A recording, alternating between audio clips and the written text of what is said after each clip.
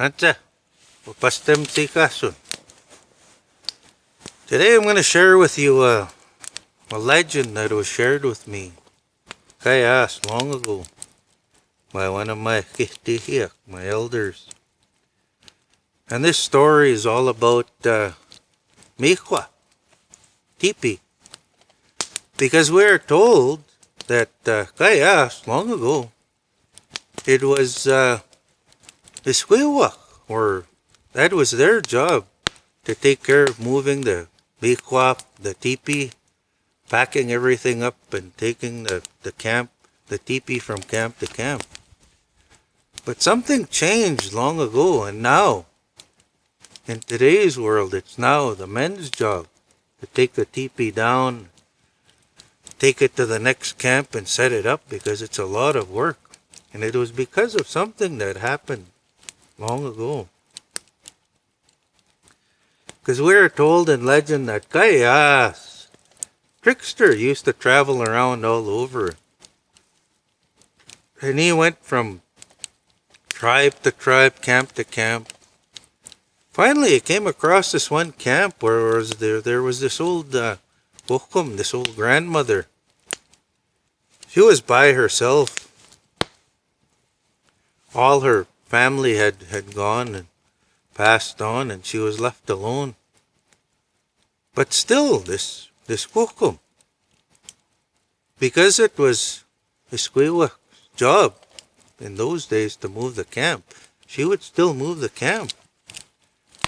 And Trickster didn't like this. He thought, well, I'm going to stay with this Bokum because she's left alone. I'm going to take care of her and hunt for her and stay with her for as long as I can. So this went on for a while. He stayed with this Kokum. He called her Nokum, his grandmother, and he'd hunt for her and gather wood. When it came time finally in the fall for them to move their camp, he told his Kokum, it's a lot of work. You're by yourself. I'll move the camp. I'll take the Tipi down, Miqua, and I'll take care of that. You shouldn't have to. And his Kokum told him, no, it's Isquiwak's job, women's job to do that. You can't do that. I do that. Men, you guys hunt and get wood, and you guys do that job. It's our job as women to move the Tipi, Miqua. Trickster didn't like this, and he said, okay, well, if you can barely walk, but I'll go hunting. Trickster went hunting, and he went up onto the fall camp, and he thought, well, my Kokum's not going to be there. She's so old, she can barely move. But I'll go wait for her. To his surprise, he showed up at the fall camp, and his Kokum was there. Tipi was set up, and everything was there, set up, ready to, supper was being made. And he couldn't believe it. He thought, how could this little old lady take down these poles and move the Tipi? That's a lot of work. He was just amazed. He still didn't like it, though, that she had to do all this work by herself. So after not too long, it was time for them to move to their winter camp. And he told his Kokum, he said, no, we're going to have to move tomorrow.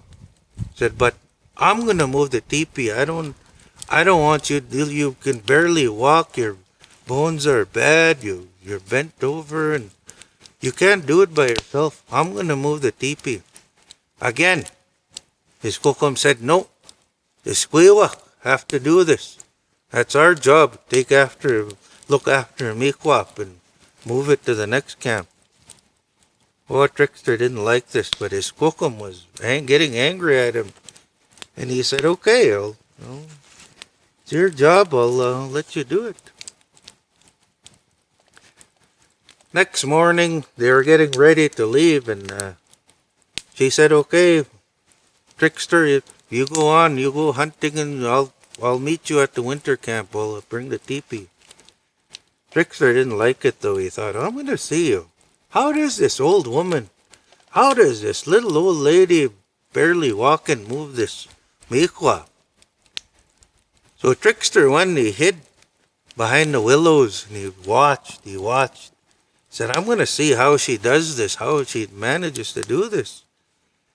This old woman. All of a sudden, after not too long, he could hear drum beating. No. And he could hear his kokum singing. Hey.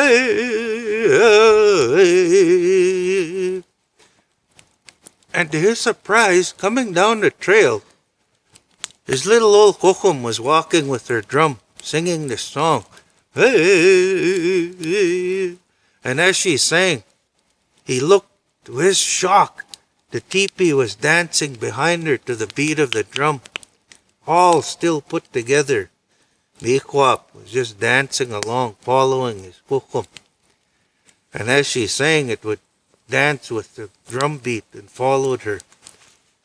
And they followed her right to the next camp.